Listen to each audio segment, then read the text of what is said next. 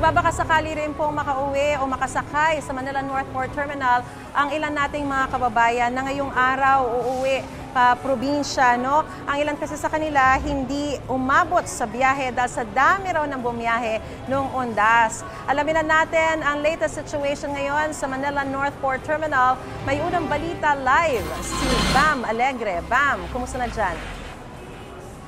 Maris, good morning. Matapos ang long holiday, patuloy ang pagdating ng mga pasahero dito sa Manila North Port Terminal para umuwi sa kanilang mga probinsya sakay ng barko.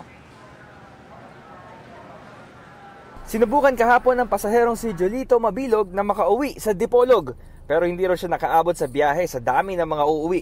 Kaya ngayon siya ulit magbabaka sakali. Okay lang po kasi masaya na din ako nga makakauwi eh. Pangapat na lang extend dito sa schedule nga biyahe ko. Tapos ngayon siguro, awa ng Panginoon, matutuloy na to. Sa Thailand naman nagpalipas ng onda si Beng Lasso at ngayon na siya uuwi sa Dumaguete. First time kong babiyahe ng barko, sir. First time. Okay naman. Wala naman hirap sa pagpunta rito. Kabilang sila sa mga pasahero na pinili ang magbarko pauwi sa probinsya.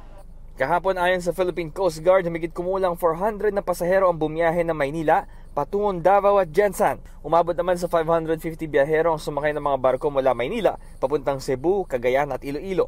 Ngayong umaga, inaasahan darating ang St. Francis Xavier na barko mula Coron, Palawan at ito ang bibiyahe papuntang Cebu, Osamis at Butuan. Aalis din ngayong umaga ang St. Michael Archangel na biyaheng Dumaguete, Dipolog at Zamboanga.